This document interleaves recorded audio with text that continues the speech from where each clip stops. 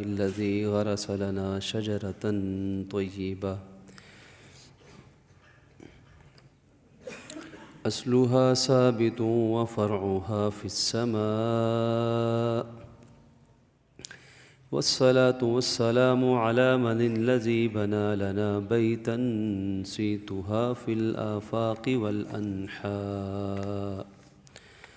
أما بعد فأعوذ بالله من الشيطان الرجيم بسم الله الرحمن الرحيم يا أيتها النفس المطمئنة ارجعي إلى ربك راضية مرضية فادخلي في عبادي وادخلي جنتي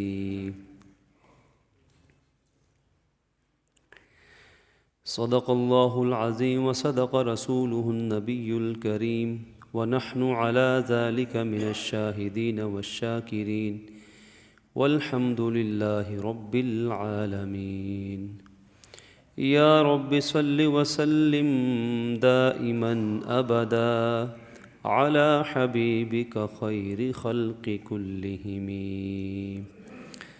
بزرگان ملت، برادران اسلام، میرے عزیز دوستوں، بزرگوں اور بھائیوں، رمضان المبارک کا پہلا جمعہ سعادتوں، برکتوں، رحمتوں کا مرکز ہے، محور ہے۔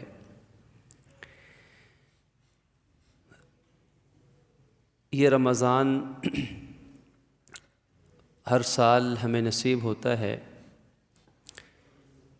اس ماہ مقدس کی برکت سے بے شمار انسان ایسے ہیں کہ جو پروردگار عالم کا قرب حاصل کر کے پروردگار عالم کے اللہ عز و جل سبحانہ و تعالیٰ کے محبوب بندوں میں شامل ہو جاتے ہیں۔ روزے ہمیشہ سے رہے اور بالخصوص انبیاء کرام علیہم السلام روزے رکھا کرتے تھے، اور ہمارے نبی مکرم صلی اللہ علیہ وآلہ وسلم تو رمضان کے روزے تو جا کر فرض ہوئے 2 ہجری میں، لیکن آپ تو ہمیشہ ہی روزے رکھا کرتے تھے۔ سال کے بہت سارے ایام ایسے ہیں۔ یہ روزہ در حقیقت انسانی نفس کی اصلاح کا نام ہے، اس کا مقصد ہے، اس کا سبب ہے۔ آپ کے سامنے قرآن مجید کی آیت مبارکہ تلاوت کی، جس میں اللہ عز و جل فرماتے ہیں یا ایتھا النفس المطمئنہ، اے نفس مطمئنہ، ارجعی الی ربک، تو لوٹ آ اپنے رب کی طرف، فادخلی فی عبادی، میرے بندوں میں داخل ہو جا۔ بندے تو سب اللہ کے ہیں، لیکن یہاں مراد ہے اللہ کے محبوب بندے، تو میرے نیک بندوں میں داخل ہو جا۔ فادخلی فی عبادی وادخلی جنتی، اور تو میری جنت میں داخل ہو جا۔ یہ نفس مطمئنہ کیا ہے؟ یہی روزے کا مقصد ہے۔ اسی تک پہنچنا روزہ اس کے لیے ایک سیڑھی ہے، ایک راستہ ہے، منزل نفس مطمئنہ ہے۔ انبیاء کرام علیہم السلام سب نفوس مطمئنہ تھے، پھر انبیاء کے جتنے قریبی اطاعت شعار وہ بھی نفس مطمئنہ بنتے چلے جاتے تھے۔ جیسے جیسے ان کی تربیت ہوتی جاتی تھی، ویسے ویسے وہ نفوس مطمئنہ بنتے چلے جاتے تھے۔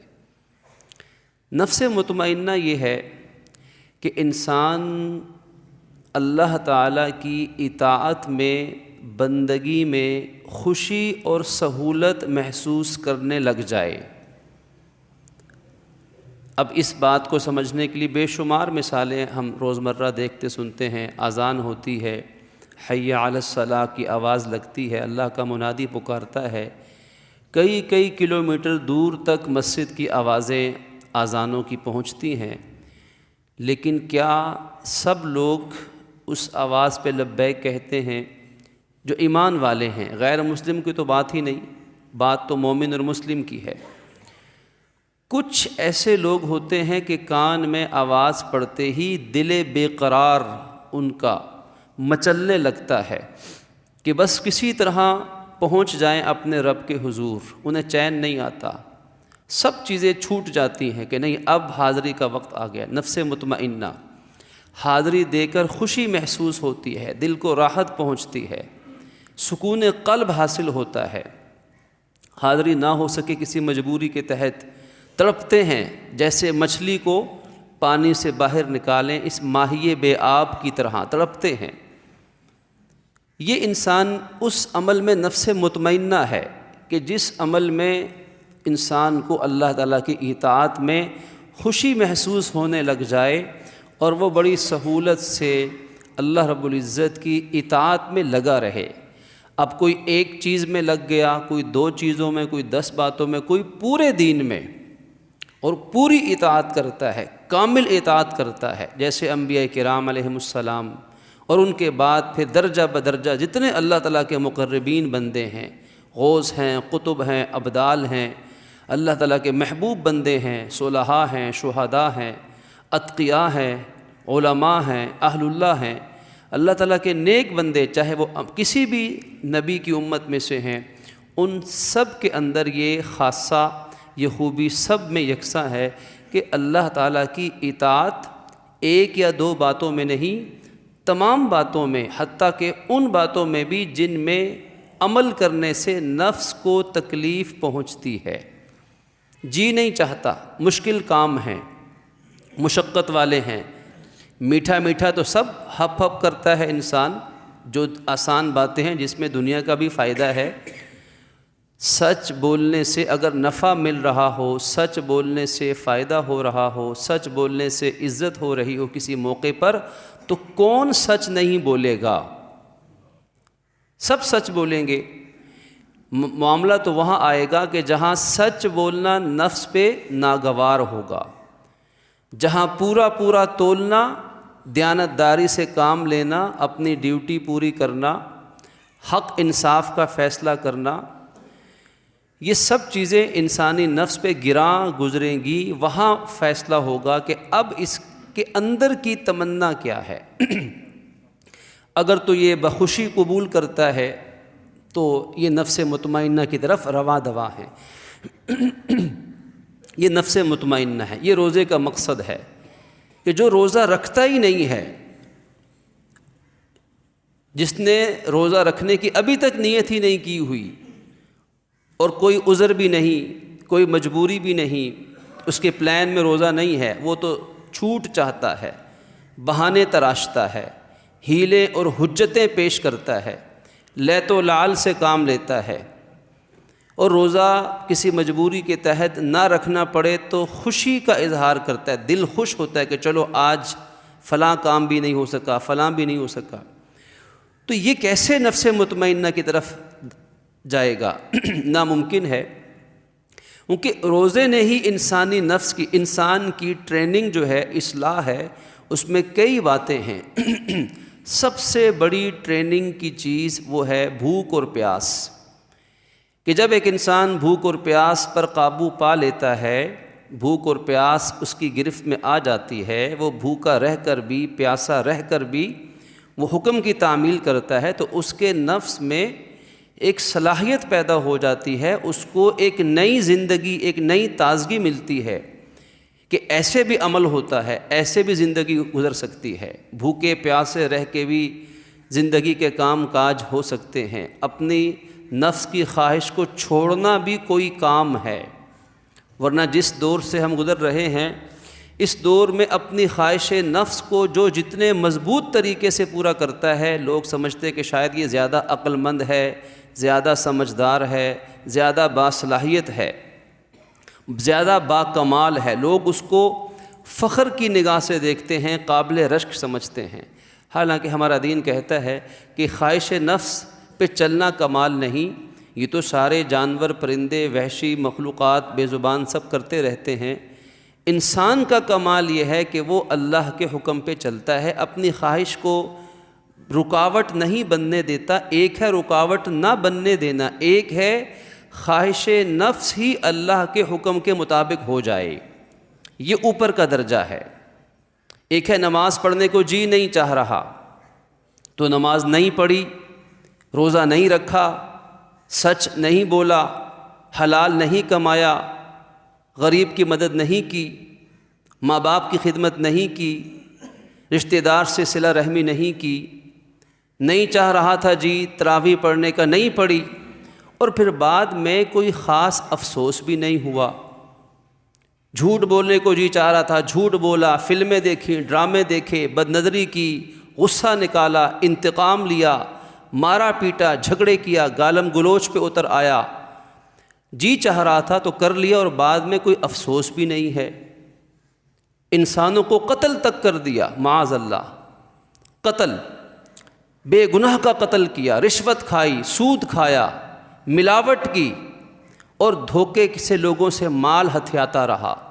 سادہ لو مسلمانوں کو اپنی چکنی چپڑی باتوں کے ذریعے سے بھلا پھسلا کر ان کے حقوق پہ ڈاکے ڈالتا رہا۔ رہبر کا روپ دھار کر رہزنی کا فریضہ ادا کرتا رہا، لیکن کوئی افسوس نہیں، سمجھتا ہے کہ میں نے بڑا کمال کیا ہے کہ لوگوں کو کیسے بے وقوف بنایا، کیسے دھوکے دیے۔ یہ نفس جو برائی پر خوش ہے، جو نیکی سے دور ہونے پر رضامند ہے، قرآن کہتا ہے کہ یہ نفس امارہ ہے، امارہ، ابھارنے والا، ترغیب دینے والا۔ یہ جب تک نفس امارہ رہے گا تب تک اس بندے پہ کوئی چیز اثر نہیں کرے گی۔ سم بکم عمیٌ، دنیا کی چیزیں دیکھے گا لیکن دین کی بات نظر نہیں آئے گی، دنیا کی باتیں سمجھے گا لیکن دین کی بات سمجھ نہیں آئے گی، دنیا کی باتیں سنے گا، دین کی بات سننے کی توفیق نہیں ہوگی۔ جب تک یہ نفس، یہ انسان، اس کی خواہش برائی کے پیچھے پڑی ہوئی ہے، ہاتھ دھو کر پڑی ہوئی ہے اور یہ گناہ پہ ہی خوش ہے، قرآن کہتا ہے وَإِنَّ النَّفْسَ لَأَمَّارَةٌ بِالسُّوءِ، کہ ایسے جو نفوس ہیں، ایسے جو دل ہیں، وہ تو ہمیشہ برائی کی طرف ہی انسان کو لے کر جاتے ہیں۔ اب پہلا کام کہ اس نفس کو نفس امارہ سے ہٹانا ہے۔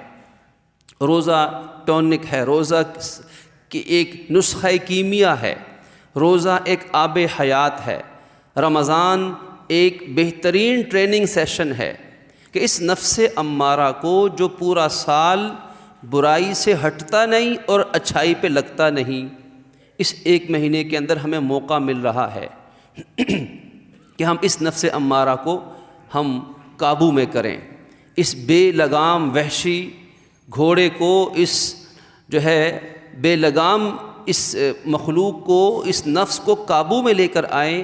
ہمیں یہ ایسا موقع کسی کو پورا سال نہیں ملے گا، ناممکن ہے۔ اگر کوئی چاہے تو رمضان میں تبدیل ہو سکتا ہے۔ اس رمضان میں، اس روزوں میں اللہ نے بڑے بڑے ایسے لوگ دکھائے کہ پرلے درجے کے شرابی، ہر وقت شراب کے نشے میں مست، جوا کھیلنے والے، قتل کرنے والے، بڑے بڑے بدکاری کے گناہوں کو بالکل سر عام کرنے والے، لیکن رمضان کے اندر زندگیاں بدل گئیں۔ وہ جو بدترین نفس امارہ تھا اس میں تبدیلی آ گئی۔ تبدیلی پہلی کیا آئے گی؟ یہ نفس امارہ فوراً نفس مطمئنہ نہیں بن سکتا۔ ایسے اللہ کے بندے ہوتے ہیں لیکن بہت کم نایاب۔ پہلے یہ نفس امارہ نفس لوامہ میں تبدیل ہوتا ہے۔ نفس لوامہ کیا ہے؟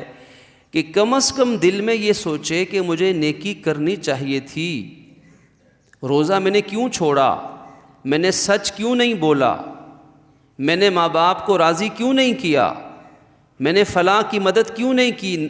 اپنے دل میں اس کو ندامت ہونی چاہیے، سوچنا چاہیے کہ مجھے یہ کام نیکی کا کرنا چاہیے تھا، میں نے کیوں نہیں کیا۔ یہ جو کیوں نہیں کیا یہ ملامت ہے، یہ احساس شرمندگی ہے، یہ ندامت کا اقرار ہے۔ یہ سب سے پہلے دل میں اس کو خود سوچنا پڑے گا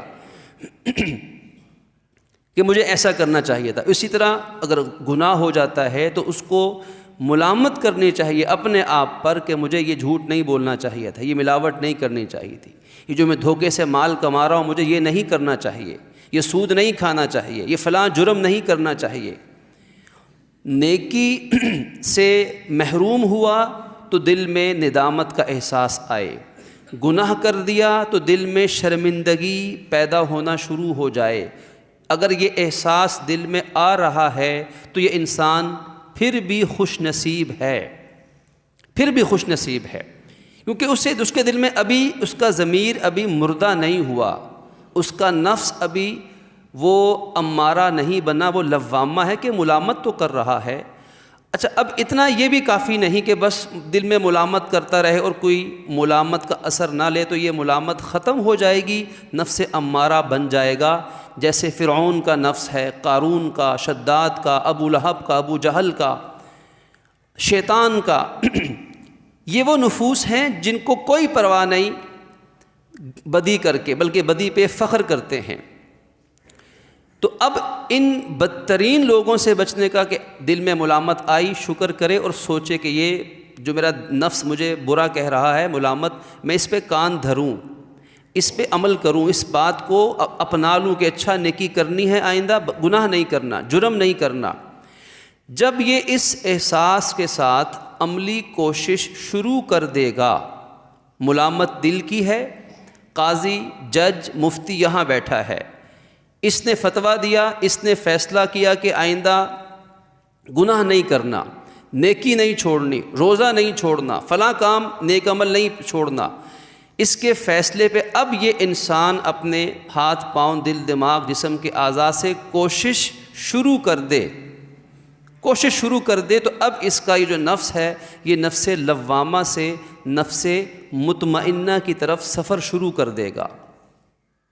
اب یہ نفس مطمئنہ کی طرف جو سفر شروع ہوگا، اس سفر کو شروع کرنے کے کچھ آسان طریقے بھی ہیں۔ آسان طریقوں میں سے اس آیت مبارکہ میں یہ فرمایا کہ دیکھو، فَادْخُلِي فِي عِبَادِي، فَادْخُلِي فِي عِبَادِی، کہ تم میرے بندوں میں داخل ہو جاؤ۔ میرے بندوں میں داخل ہونے کے دو معنی کہ خود بھی نیک بن جاؤ اور نیک لوگوں کے ساتھ تعلق داری، اٹھنا بیٹھنا، اللہ کے نیک بندوں کی محفل میں شرکت شروع کر دو۔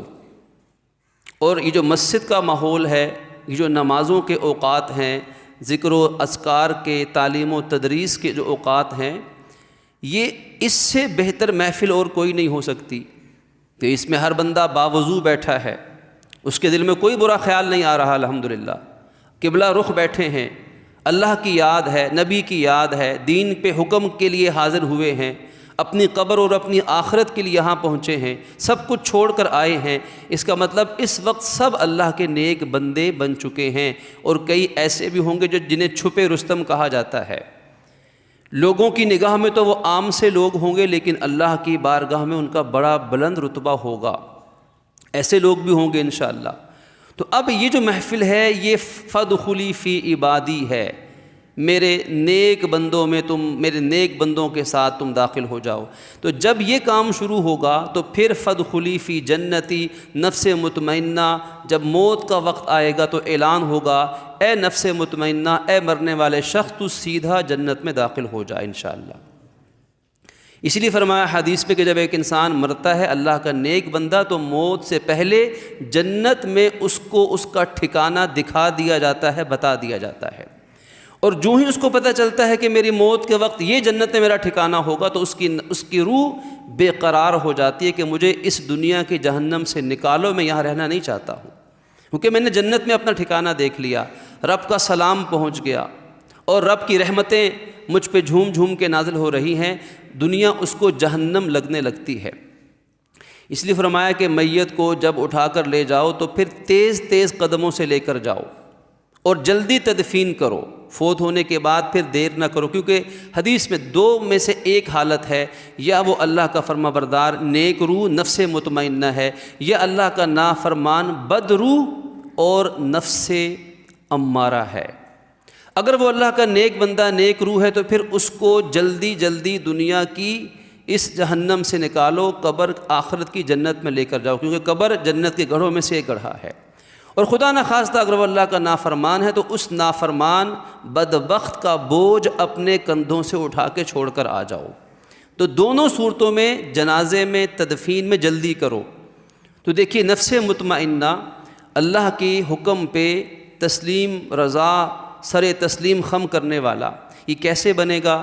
نیک بندوں میں شرکت ہے، یعنی مسجد میں خوب حاضری ہے، مسجد میں خوب وقت دینا ہے۔ پھر رمضان کے روزے، وہ بھی انسان کے نفس کو نفس مطمئنہ کی طرف لعلکم تتقون لے کر جاتے ہیں، اور انسان جب بھوک اور پیاس کو بھی برداشت کر کے اللہ کی اطاعت کرتا ہے تو پھر وہ یقیناً اللہ کے نیک بندوں میں داخل ہو ہی جاتا ہے۔ اللہ رب العزت ہم سب کو اس کی توفیق عطا فرمائے کہ نفس امارہ جو صرف برائی کا حکم دے گا اور نیکی سے دور کرے گا، نفس لوامہ جو غلطی ہونے کے بعد ملامت کرے گا، نیکی چھوٹنے کے بعد افسوس پہ آمادہ کرے گا، اگر آدمی اس کی بات مان لے تو پھر وہ نفس مطمئنہ کی طرف چلا جاتا ہے، اس کا سفر شروع ہو جاتا ہے کہ جو اللہ کی اطاعت میں خوش ہوتا ہے اور برائی کی طرف انسان کو لے کر نہیں جاتا، جیسا کہ اللہ کے نیک بندوں کے نفوس ہوتے ہیں، انبیاء کرام علیہم السلام، اور سب سے بڑھ کر کائنات کے پیغمبر رحمت دو جہاں حضرت محمد عربی صلی اللہ علیہ وآلہ واصحابہ وسلم۔ اب جو اللہ کے نبی کے جتنے قریب تھا اس کا نفس اتنا ہی نفس مطمئنہ تھا۔ یہ 3 رمضان المبارک اللہ کے نبی صلی اللہ علیہ وسلم کے جگر گوشہ، آپ کی نور چشم، آپ کی صاحبزادی، جن کا نام نامی اسم گرامی لینے سے پہلے اپنے زبانوں کو، اپنی روحوں کو، اپنے دماغوں کو ہم آب حیات آب زمزم سے ہزاروں بار بھی دھوئیں تو پھر بھی ان کے نام لینے کا حق ادا نہیں ہو سکتا۔ خاتون جنت، حسنین کی والدہ ماجدہ، حضرت سیدنا علی کرم اللہ وجہہ کا حرم، آپ کا تقدس، ہمارے نبی صلی اللہ علیہ وسلم کی سب سے چہیتی لاڈلی صاحبزادی، آپ کی 4 صاحبزادی ہیں، اہل تشیع اہل سنت کی کتابوں سے ثابت۔ پہلی صاحبزادی سیدہ زینب، حضور کی زندگی میں ان کا انتقال ہوا، نفس مطمئنہ۔ دوسری صاحبزادی دوسری اور تیسری حضرت رقیہ، حضرت ام کلثوم، 2 صاحبزادیاں رضی اللہ تعالیٰ عنہن اجمعین۔ حضور نے جنازے زندگی میں اٹھائے، زندگی میں انتقال ہوا۔ پھر حضور کے 3 صاحبزادے، حضرت قاسم، طیب طاہر، حضرت ابراہیم، 3 یا 4 صاحبزادے، کم از کم 3 صاحبزادے، یہ تینوں جنت کے شہزادے بچپن میں فوت ہوئے، نبی نے ان کے جنازے اٹھائے ہیں۔ 6 بچے میرے آقا کے ان کی زندگی میں وفات پا گئے۔ پھر ان 3 بیٹیوں کے، ان 4 بیٹیوں کے جو آگے اولادیں تھیں وہ میرے نبی کی کیا لگیں؟ نواسے اور نواسیاں۔ میرے نبی کی بیٹیوں کے بچے، آگے نبی کی اولاد، ان میں سے بھی کئی نواسے نواسیاں وہ حضور کی زندگی میں ان کا انتقال ہوا، اور حضور نے ان اپنے نواسے نواسیوں پر بھی آنسو بہائے۔ اب دیکھیے کہ 6 اور 3 4 تقریباً کم و بیش نواسے نواسیاں ہیں، کوئی 10 کے لگ بھگ اپنے بچوں کے جنازے میرے آقا نے خود اٹھائے۔ اور اب ذرا تصور کیجئے کہ ان سارے بچوں کا جو پیار تھا، جو محبت تھی، جو جدائی کا غم تھا، جو دل کی تڑپ تھی، وہ اللہ نے عطا کی سیدہ فاطمۃ الزہرا، سب کہہ دیجیے رضی اللہ تعالی عنہا۔ میرے دل کا ٹکڑا ہے، میرے آقا فرماتے ہیں کہ انما فاطمۃ بضعۃ منی، یہ میرے دل کا ٹکڑا ہے۔ سیدہ فاطمۃ الزہرا کون ہیں؟ وہ حضور کے دل کا ٹکڑا ہیں، میرے نبی کے قلب کا حصہ ہیں، نفس مطمئنہ ہے۔ اسی لیے آپ نے فرمایا کہ جس نے میری فاطمہ کو اذیت دی، تکلیف دی، اس نے مجھے اذیت دی، اور جو چیز میری فاطمہ کو تکلیف دیتی ہے وہ مجھے تکلیف دیتی ہے۔ یہ مسلم شریف کی روایت میں، بخاری شریف کی روایت میں فرمایا جس نے میری فاطمہ کو تکلیف دی اس نے مجھے تکلیف دی، اور جس نے مجھے تکلیف دی اس نے رب کو تکلیف دینے کی کوشش کی، اور جو رب کو تکلیف دینے کی کوشش کرتا ہے ممکن ہے کہ رب اس کو جہنم میں جھونک دے۔ نفس مطمئنہ ہے، اور آپ کے فضائل بے شمار ہیں۔ امی عائشہ صدیقہ فرماتی ہیں کہ میں نے فاطمہ کو دیکھا، ان کے چلنے کا انداز ہو بہو 100% وہ انداز تھا جو میرے آقا نبی کریم کے چلنے کا انداز تھا، حضور کے بالکل مشابہت۔ دیکھیے جتنے نبی کے قریب ہیں اتنا ہی نفس مطمئنہ، اتنا ہی فرما برداری، اتنا ہی تابع داری۔ آپ کی سیرت کو دیکھیں تو حضور کی سیرت یاد آتی ہے۔ آپ کی حیا کتنی ہے؟ پوچھا یا اللہ کے نبی نے کہ سب سے بہترین عورت کون ہے، سب سے افضل عورت کون ہے؟ فرمایا وہ جواب دیا جو جواب شاید کوئی نہ دے سکے، یقیناً نہ دے سکے۔ فرمایا سب سے بہترین اور افضل وہ عورت وہ ہے جو نہ خود کسی غیر محرم کو دیکھے، نہ کوئی غیر محرم اس عورت کو دیکھے۔ بات ختم ہو گئی۔ ایک مسلمان عورت کی سیرت کیا ہونی چاہیے، مسلمان بیٹی کی تربیت کیا ہونی چاہیے، تعلیم کیا ہونی چاہیے، ایک مسلمان بیٹی کا نفس مطمئنہ کیا ہونا چاہیے، ایک عورت کا نفس مطمئنہ۔ آپ نے اس ایک جملے کے اندر ساری بات ختم کر دی کہ جو نہ خود کسی غیر محرم کو دیکھے، نہ کوئی غیر محرم اس کو دیکھے۔ اور آپ کی پوری سیرت طیبہ اسی بات کا خلاصہ ہے، اسی بات کا لب لباب ہے کہ آپ کو ابا کریم امام الانبیاء نے دیکھا، یا آپ کو شوہر حضرت علی نے دیکھا، یا آپ کی زیارت آپ کی اولاد اطہار نے کی، کوئی غیر محرم کبھی نہ دیکھ سکا، ہمیشہ پردے میں رہیں۔ یہ نہیں کہ کوئی کام کاج نہیں کیے، گھر کے کام کاج حضرت شیخ محدث دہلوی رحمۃ اللہ علیہ نے لکھا ہے کہ آپ نے تقسیم یہ کر رکھی تھی کہ گھر کے جو کام کاج تھے وہ سیدہ فاطمۃ الزہرا انجام دیتی تھیں۔ گھر کے کام کاج میں کھانا پکانا ہے، ہانڈی روٹی ہے، صفائی ہے، چولہا جلانا ہے۔ حضرت امام حسن حسین فرماتے ہیں کہ ہماری اماں جان کے ہاتھ سخت ہو گئے تھے، کھردرے ہو گئے تھے گھر کے کام کاج کر کر کے۔ اور پھر جب چولہا جلاتی تھیں تو ظاہر ہے آج کل کے گیس یہ چیزیں سہولیات تو ناممکن تھیں، نہیں موجود تھیں، تو لکڑیاں جلاتی تھیں، پھونک مارتے تھیں اور اس کی جو خاک ہے، چھائی ہے، وہ اڑ کے چہرہ مبارک اور بال مبارک پہ پڑتی تھی۔ یہ کون ہیں؟ جن کو اللہ کے نبی فرما رہے ہیں کہ فاطمہ میرے دل کا ٹکڑا ہے، جنت کی خاتونوں کی خواتین کی سردار ہیں، جن کے نقش قدم پر اگر پوری انسانیت میں تمام خواتین جن کے نقش قدم اور سیرت کو اپنا لیں تو جنت کی گارنٹی ہے انشاءاللہ، کہ اتنی عظیم المرتبت لیکن گھر کے کام کاج خود کر رہی ہیں۔ حضرت علی سے روایت منقول ہے کہ ایک مرتبہ رات کو آپ کی طبیعت ناساز تھی، بخار تھا، طبیعت ناساز تھی، ایسی بیماری تھی کہ حضرت علی فرماتے ہیں کہ میں بھی رات کو جاگتا رہا اور فاطمہ بھی رات کو جاگتی رہی، سلام اللہ تعالی علیہا، رضی اللہ تعالی عنہا، اللہ ان سے راضی ہو چکا۔ فرماتے ہیں کہ آخری رات کے پہر میں میری آنکھ لگ گئی اور ان کی بھی آنکھ لگ گئی۔ جب میں فجر کی اذان کے وقت جب میری آنکھ کھلی تو کیا دیکھتا ہوں، فاطمہ وضو کر کے تہجد کی نماز پڑھ چکی ہیں اور پھر فجر کی نماز ادا کی اور پھر گھر کے کام کاج میں لگ گئیں اسی بیماری کی حالت میں۔ فرماتے میں نے کہا کہ فاطمہ تمہاری طبیعت ناساز ہے، گھر کے کام کاج کرو گی تو اور طبیعت خراب ہو جائے گی، تم نے کیوں نہیں آرام کیا؟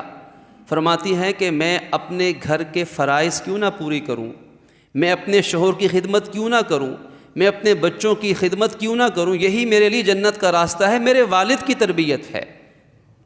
اور ہیں کون؟ جنت کی عورتوں کی سردار، جن کی حیا، جن کا حضرت علی سے نکاح ہوتا ہے تو صحابہ کہتے ہیں اس نکاح کے فیصلے سے پہلے حضور پہ وحی کی کیفیت طاری ہوتی ہے۔ حضور فرماتے ہیں کہ میرے پاس جبرائیل آئے ہیں اور وہ کہا ہے کہ اپنی بیٹی فاطمہ کا نکاح علی سے کر دو۔ اب دیکھیے جن کے اس رشتے کے لیے رب اپنے حبیب کو پیغامات پہنچا رہے ہیں، لیکن گھر کے کام کاج میں کوئی حیا نہیں، کوئی جھجک نہیں۔ اللہ تعالیٰ کسی کو توفیق دے گھر کے اندر کام کاج کرنے کے لیے خادمہ موجود ہوں تو وہ ناجائز نہیں ہے، لیکن ایک مسلمان عورت کے لیے اپنی ذمہ داریوں کو، گھر داری کو ادا کرنا، شوہر کی وفاداری کرنا، اپنی اولاد کی تعلیم و تربیت کرنا، اپنے پردے اور حیا کا خیال رکھنا، یہ سب سے بڑا فرض ہے۔ آپ کی سیرت یہی بتا رہی ہے۔ اور پھر یہی نہیں کہ صرف گھر کے کام کاج کی، اپنی اولاد کی تربیت بھی کی، اپنے نبی کے دین کی تبلیغ بھی کی، جہاں کبھی جہاد میں شرکت کا موقع آیا تو حضرت فاطمہ نے شرکت بھی کی، جہاں عقبہ بن ابی معیط نے حضور کے سر مبارک پہ سجدے کی حالت میں جا کے اوجڑی پھینکی ہے تو حضرت بی بی فاطمہ الزہرا ہی تھیں جو تشریف لائیں، اس کو ہٹایا، گھسیٹ کے ہٹایا اوجڑی کو، ان کو بددعائیں دینے لگ گئیں، حضور نے تسلی دی۔ صرف یہی نہیں کہ گھر کے کام کاج کیے ہیں، عبادت میں ان سے کوئی آگے نہ تھا۔ اور حضرت علی شوہر کی گواہی، حسن و حسین بیٹوں کی گواہی، رسول اللہ کی گواہی کہ کئی راتیں، اکثر زندگی کی راتیں ایسی گزری ہیں حضرت بی بی زہرا کی کہ پوری رات جاگ کر اللہ کی عبادت کی ہے، حتیٰ کہ اپنے آپ کو اپنے سر مبارک کسی چیز سے باندھ رہی ہیں، اپنے بالوں کو، کہ اگر مجھے نیند آ جائے تو جھٹکا لگے اور میری نیند کھل جائے، میں عبادت میں لگ جاؤں۔ فرمایا بیٹی جب تک طبیعت حشاش بشاش رہے تو تم عبادت کرتی رہو، تلاوت کرتی رہو، جب نیند کا غلبہ ہو جائے تو کیوں تکلیف دیتی ہو، آرام کر لو۔ عبادت میں، تلاوت میں، صدقہ خیرات میں، صدقے میں بھی کتنے آگے، نفس مطمئنہ یعنی اللہ تعالیٰ کی اطاعت میں خوشی محسوس ہو رہی ہے، برائی کی طرف رجحان ہی نہیں ہے، طبیعت ہی نہیں ہے، مزاج ہی نہیں ہے۔ حضرت علی رات بھر محنت کرتے رہے، ایک باغ کو پانی لگایا، محنت کی، تو محنت کرنے میں، روزی کمانے میں کسی کو شرم نہیں آنی چاہیے کہ فلاں کاروبار چھوٹا، فلاں کاروبار بڑا، میں چھوٹا کام کیوں کروں، بڑا کام اللہ توفیق دے، حلال بڑا کاروبار ہو تو اچھی بات، کوئی بری بات نہیں، لیکن اگر کسی کو حلال روزگار مل رہا ہے تو وہ بظاہر چھوٹے درجے کا ہی کیوں نہ ہو، اس میں شرم آنی چاہیے حرام کمانے میں، چاہے وہ بہت بڑی سیٹ پر بیٹھ کر ہی کیوں نہ ہو، اس سے بڑا بعزت کوئی نہیں۔ اگر چھوٹی محنت میں حلال مل رہا ہو اور اسی کی اگر حالات مجبوری ہے تو پھر کوئی حرج کی بات نہیں۔ حضرت علی نے رات بھر مزدوری کی ہے اور ایک باغ کو پانی لگایا، باغ کو سینچا، اور چند درہم مزدوری کے حاصل کر کے گھر تشریف لائے، بیوی کو دیا کہ یہ آپ کچھ منگوا لیں، کچھ پکوا لیں، انہوں نے کچھ منگایا، کھانا پینا، کھانا تیار ہو گیا، کھانے کا وقت آیا، اب بھوک شدید لگی ہے، باہر سے اللہ کے نام پر مانگنے والا سوالی آ گیا، تو وہ آپ نے اس جو اس وقت نایاب تھا، آج بھی گندم سے زیادہ جو کا ریٹ ہمیں مارکیٹ میں ملتا ہے، تو اس وقت بھی جو ہے وہ جو بہتر سمجھا جاتا تھا، جو آپ نے جو ہے وہ اس کا پکا ہوا کھانا اٹھایا اور اس مانگنے والے فقیر کو اللہ کے نام پہ صدقہ کر دیا، اور جو گھر میں پہلے سے کچھ بچا کھچا تھا اسی کو کھا کے آپ نے اپنا وہ کھانا مکمل فرمایا، صدقہ خیرات۔ تو آپ کی زندگی کے جو نمایاں پہلو تھے، 3 رمضان آپ کا یوم وفات پوری امت مسلمہ کے لیے، خاص طور پر امت مسلمہ کی ماؤں کے لیے، بہنوں کے لیے، بیٹیوں کے لیے، مسلمان خواتین کے لیے آپ کی سیرت طیبہ ایک ایسا مینار نور ہے، ایک ایسی مشعل راہ ہے کہ جس پر چل کر پوری زندگی انسان کی اصلاح کی طرف جاتی ہے، نفس مطمئنہ بنتا ہے۔ اس میں حیا سب سے نمایاں پہلو تھا، اس میں اپنے نبی کی اطاعت سب سے نمایاں پہلو تھا، اس میں گھرداری، اپنے فرائض منصبی کو سمجھ کے ادا کرنا نمایاں پہلو تھا، اس میں اللہ تعالیٰ کی عبادت اور اطاعت کرنا نمایاں پہلو تھا۔ اللہ رب العزت ہمیں اپنے ان بڑوں کی تابعداری میں اپنے نفوس کی، اپنی ذات کی اصلاح کر کے ہمیں نفس مطمئنہ کی طرف اس رمضان اور روزوں کی برکت سے بڑھنے کی توفیق عطا فرمائے۔ وآخر دعوانا ان الحمد للہ رب العالمین۔